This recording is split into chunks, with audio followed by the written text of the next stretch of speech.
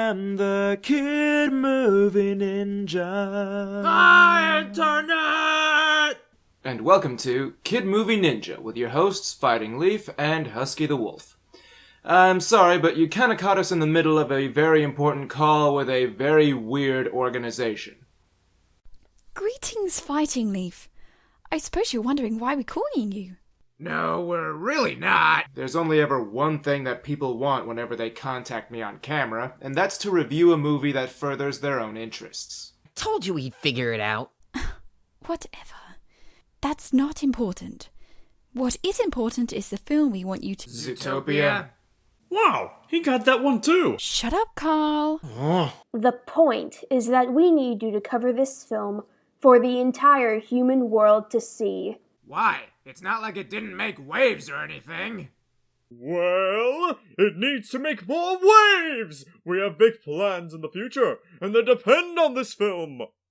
Yeah, I'm not the kind of reviewer who can be bought. I'm not giving this movie blind praise unless it deserves it, no matter how much you try to bribe me. You misunderstand. We're not paying you at all. Oh. Well, that's lame. We simply need you to stop delaying and cover this film. Yeah, we have all the confidence in the world that you'll love this film. But just in case, here's a liaison to make sure you do it right. Hey guys, long time no see. Oh no, it's him again?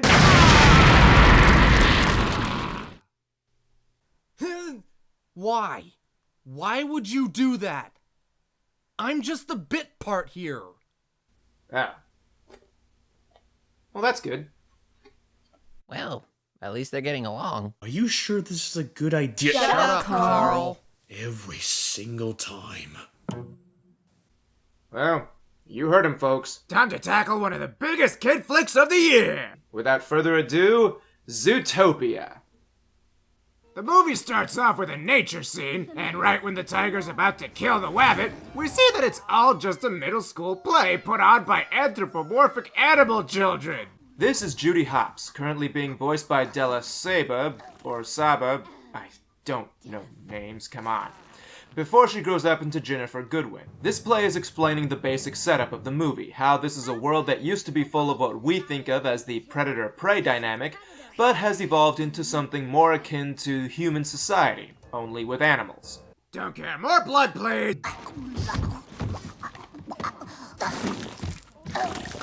And death.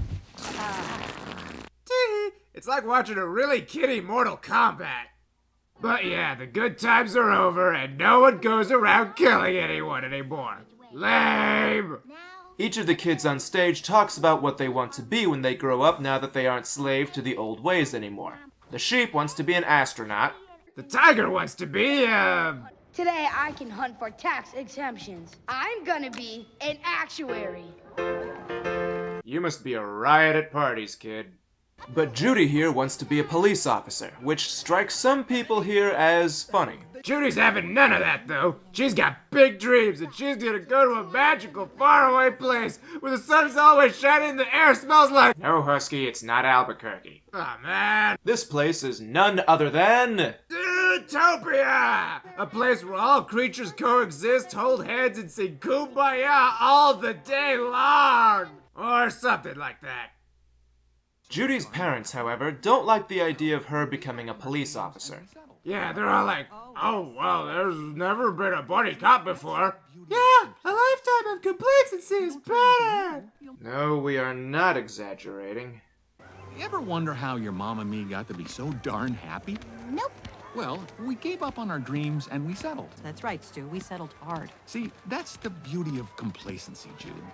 If you don't try anything new, you'll never fail. That's a fantastic message for the kiddies.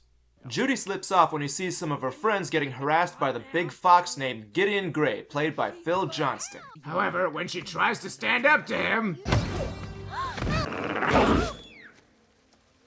it no go too well. But at least she snagged back the tickets he stole, so that's awesome. 15 years later, Judy is now played by Jennifer Goodwin in training at the police academy. It's going great. You're dead, Bunny Bumpkin. You're dead, Carrot Face. You're dead, Farm Girl.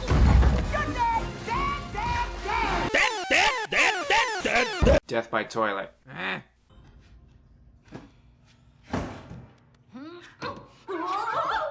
Filthy toilet. You're dead, fluff butt. Awesome!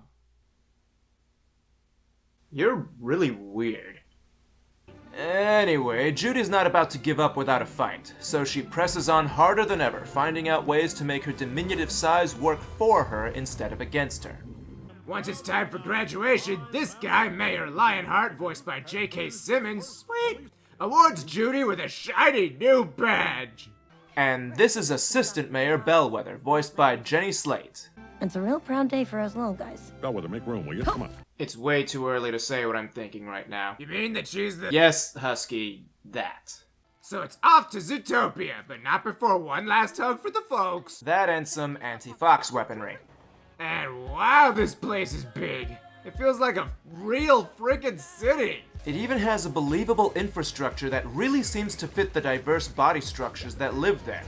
This is awesome. Then she reaches her apartment. It is less awesome. Greasy walls. Rickety bed. Crazy neighbors. I love it. And you say I'm weird. You are.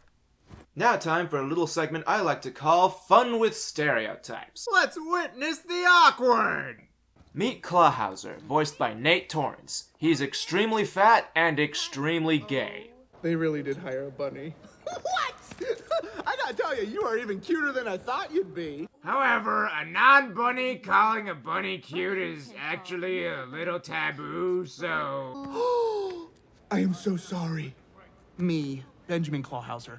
The guy everyone thinks is just a flabby donut-loving cop stereotyping you. Oh. It's okay. It is a little bit difficult to explain exactly what's going on here, so I encourage you all to find this scene and watch it for yourselves. It's a good one. You'll thank me for it. Needless to say, this is a movie that knows what it's doing when it uses such overt stereotypes. In the meantime, we get a little opinion type thing from Clawhauser about Judy. Aww, that poor little bunny's gonna get eaten alive. This here is Chief Bogo, voiced by Idris Elba. Idris Elba... I can't!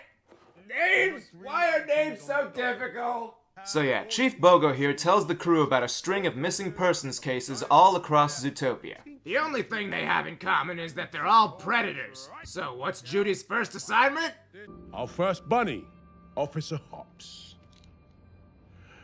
Parking duty. Dismissed. Awesome! Wait, that's lame. Really lame. Really, really lame. As you can tell, Chief Bogo is shafting Judy because he's a jerk. You probably forgot, but I was top of my class at the academy. Didn't forget. Just don't care. Huh. He's like a slightly British swamp buffalo version of you, Leaf. I do not care. But Judy ain't no quitter. Her quota is 100 tickets a day, so she's off to do 200 just to show how awesome she is. And she does so. And is quite the straight shooter while she's at it. Now here's another example of this movie knowing exactly what it's doing. Then she spots a shifty-looking fox moseying on into an elephant ice cream parlor. You know, those animals that Mom and Pop Bunny said couldn't be trusted? Those guys? Yeah. Judy, of course, goes in to investigate, but what she sees is just a fox father trying to get his son a jumbo pop. The elephant, however, is treating him like a criminal before he even does anything, in what is clearly an act of racial profiling. And profiling is wrong. Oh, wow, that's... They're faking it, aren't they? Right when the fox is about to be kicked out, Judy intervenes, pointing out a potential health code violation in the form of an ungloved trunk. I mean, I don't want to sound like a jerk here, but that... Way... Ultimately, she convinces the owner to sell the fox his jumbo pop and even pays for it herself, telling the kid that he can grow up to be whatever he wants to. You see it too, don't you? That is not a baby fox. So Judy goes on feeling good about herself until she spots a familiar little fox, melting the jumbo pop and driving a van. That's when she realizes she's been duped. I thought you said this movie knew what it was doing. I did. But all it did was show foxes being exactly what their stereotypes said they'd be. Ah, but therein lies the genius of this film. You see, the trick isn't accomplished in just a single scene. Here's a question to ponder. How well can you really know someone from just a single interaction? He follows them around town and sees them putting together a little black market popsicle scheme that reeks of shadiness. Hey, no kiss bye-bye for daddy? You kiss me tomorrow, I'll bite your face off. That right there is called a fennec fox, one of the smallest breeds known to science. It's native to Africa and primarily dwells in the desert. I.e. a full-grown man! Meet Nick Wilde, voiced by Jason Bateman. When Judy tries to arrest him for the very sketchy stuff he's doing, he proves what kind of slick operator he is. Permit, receipt of declared commerce, and I didn't falsely advertise anything. Red wood, with a space in the middle. Wood that is red. Technicalities. There are a few things more freaking annoying. From there, he starts to pick apart Judy's situation. My bad, I just naturally assumed you came from some little carrot choke podunk, no? Tell me if this story sounds familiar. Naive little hick with good grades and big ideas decides, hey, look at me, I'm gonna move to Zootopia, where predators and prey live in harmony and sing kumbaya. Only to find, whoopsie, we don't all get along. And that dream of becoming a big city cop? Double whoopsie. She's a meter maid. And whoopsie number threesy, no one cares about her or her dreams. And soon enough, those dreams die, and our bunny sinks into emotional and literal squalor, living in a box under a bridge. Dang, this guy's freaking merciless. And he keeps laying it on her with every venomous word he says, the pinnacle of which being... Everyone comes to Zootopia thinking they can be anything they want. Well, you can't. You can only be what you are. A very real attitude held by many in the real world. This is what a good kids movie does. It paints a stylized version of real-world situations in ways that kids could understand. Not all kids are gonna get it, so it has to be as simple as possible. Without compromising too much reality. That is what this movie is doing here. So she goes home feeling sorry for herself, and it's not made any easier when her folks call. Judy, are you a meter maid? Oh, no, this is just a temporary thing. Oh, it's the safest job on the force. Oh, she's not a real cop. Our prayers have been answered. So everything ever is sucky, but just like Judy says, tomorrow's another day. Yeah, but it might be worse. And it does get worse. She gets the full brunt of how nobody likes the person who hands out parking tickets, but then opportunity knocks when a weasel runs by stealing a bag of some sort. After an intense chase scene and a joke involving saving a shrew from a giant donut, get it? She Popped the weasel! Hops! and gets in trouble for it, like you do.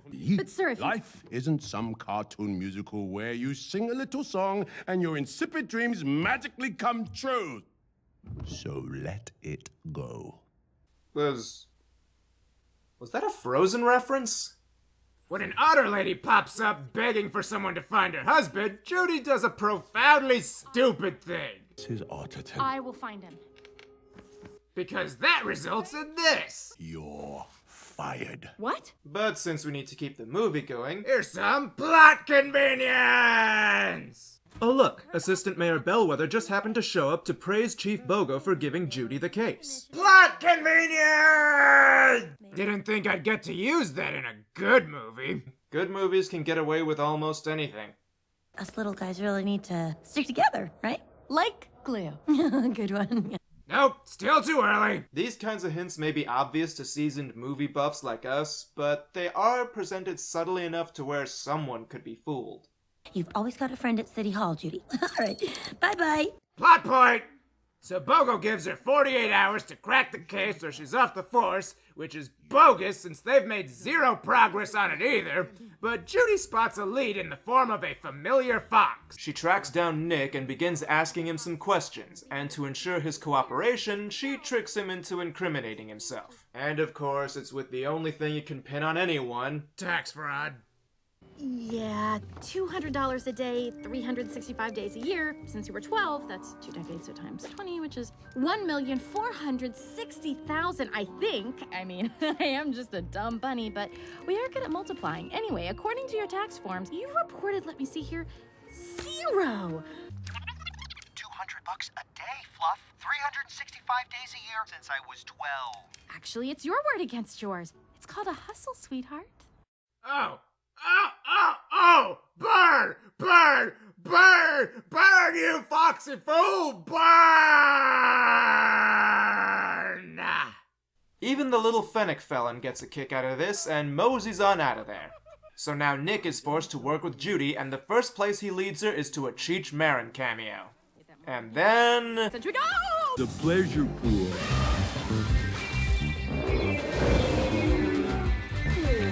Oh my crap, those animals are naked! There is so little and yet somehow so much wrong with this image.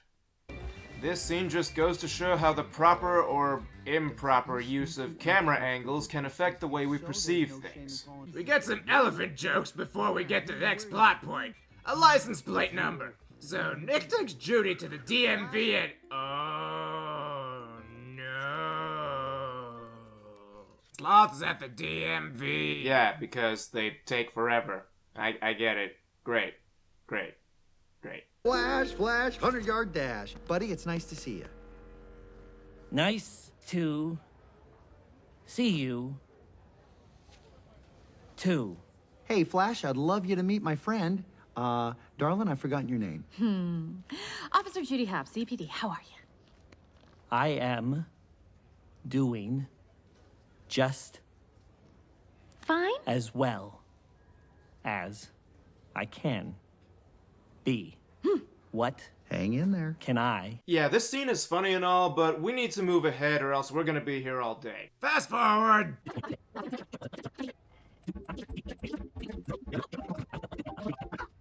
So they get their car, but it took so long that it is now nighttime, meaning not only has Judy lost several of her precious hours to crack the case, but the area where the car is located, a limo by the way, is closed off for the night. So, how does she get through without a warrant? See you later, Officer Fluff. So sad this is over. I wish I could have helped more. The thing is, you don't need a warrant if you have probable cause, and I'm pretty sure I saw a shifty lowlife climbing the fence. Loopholes. For kids!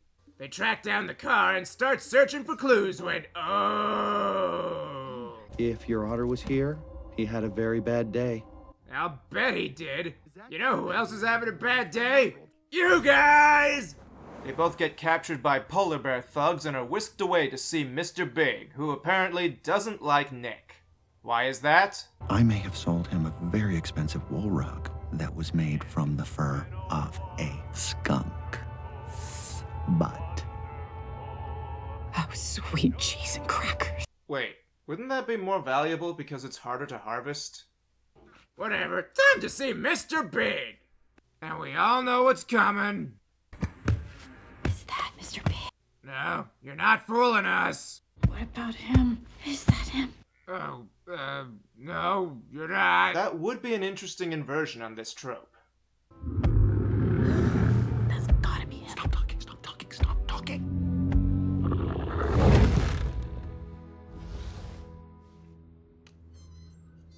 Oh, come on! This is actually an interesting take on this joke. See, the way they presented it made you really wonder whether or not they were going to invert the joke. It kept you guessing the entire time, with the final punchline being... Nope! Ah! And of course, the shrew is a Godfather parody. Well, no movie is perfect.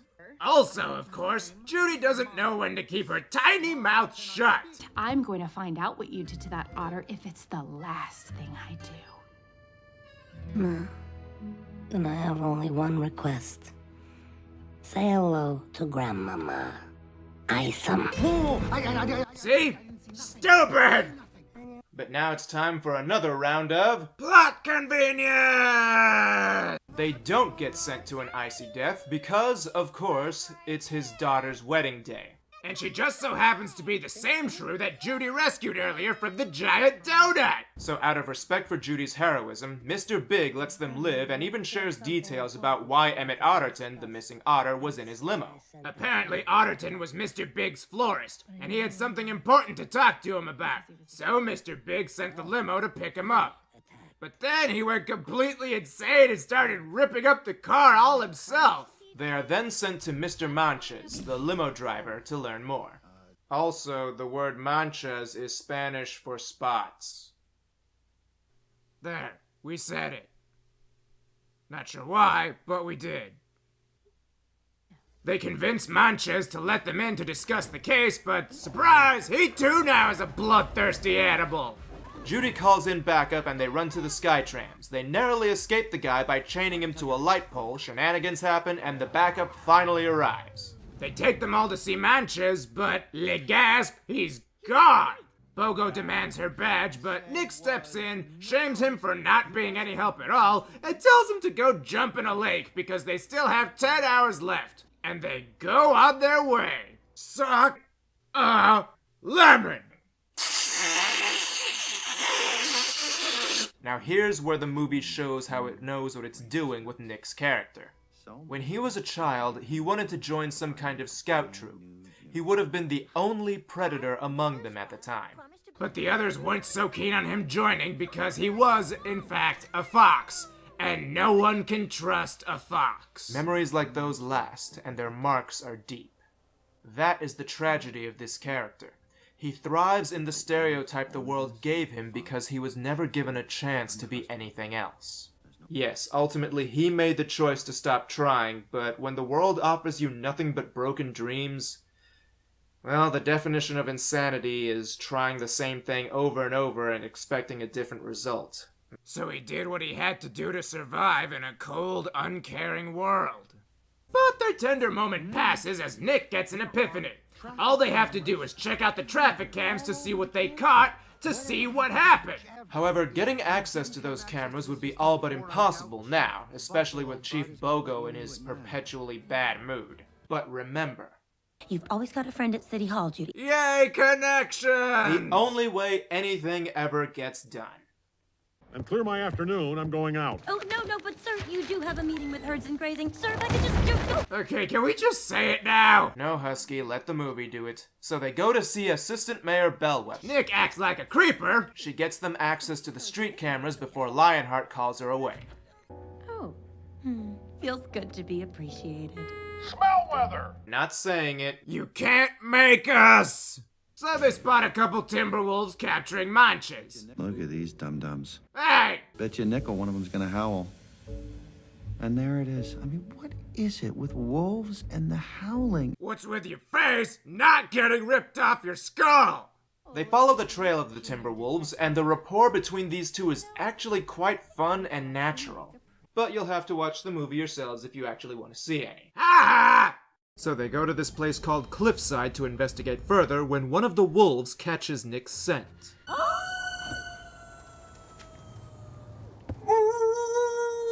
Gary, quit it. You're gonna start a howl. I didn't start it.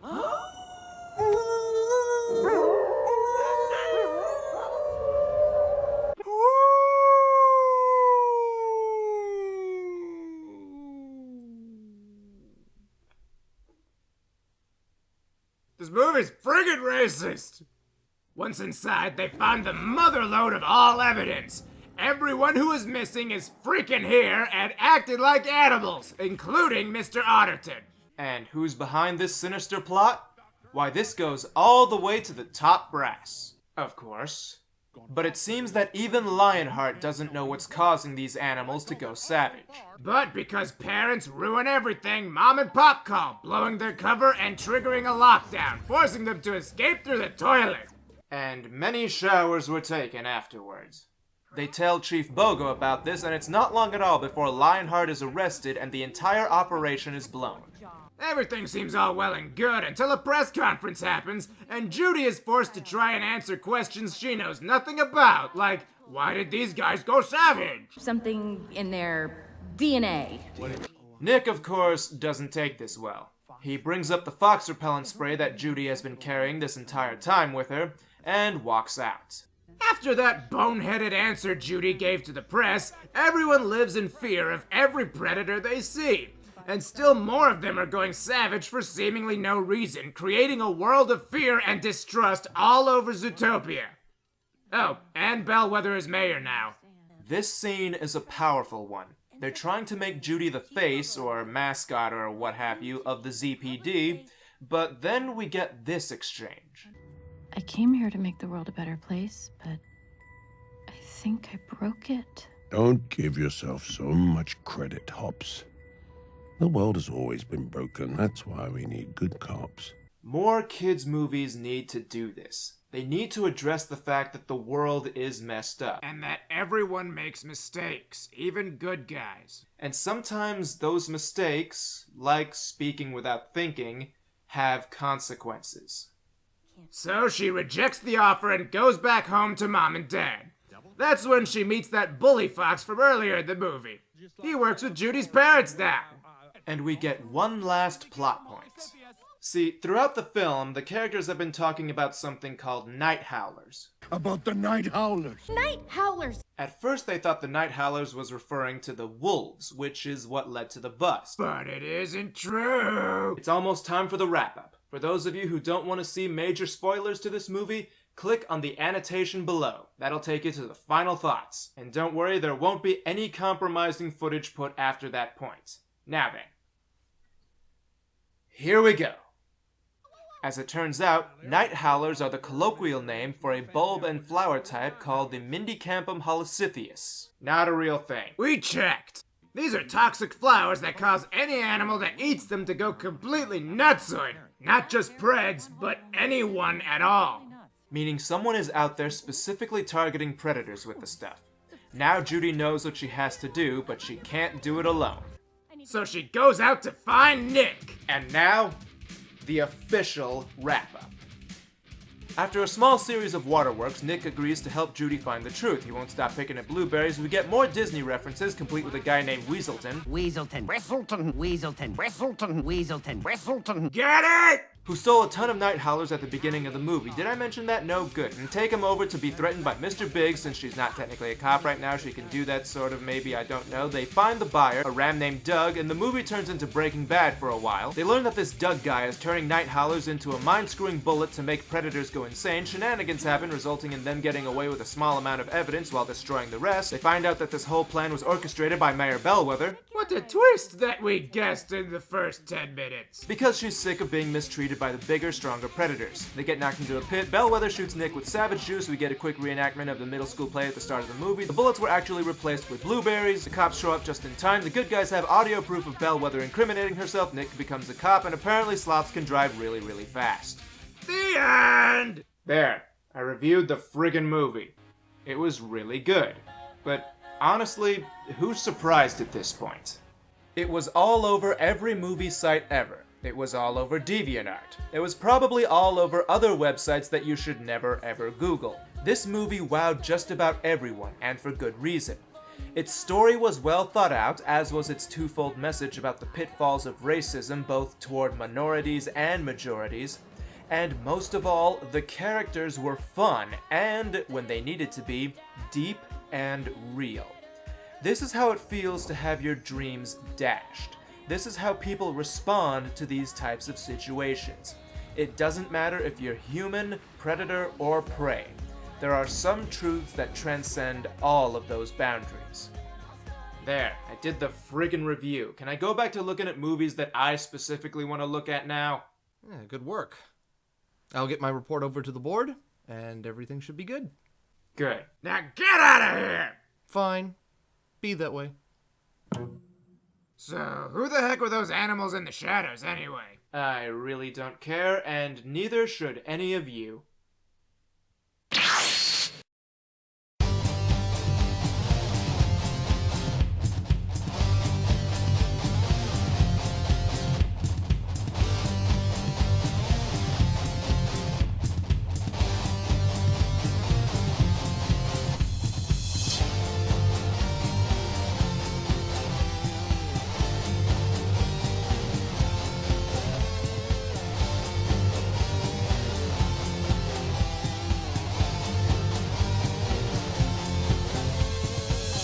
I am the kid movie ninja.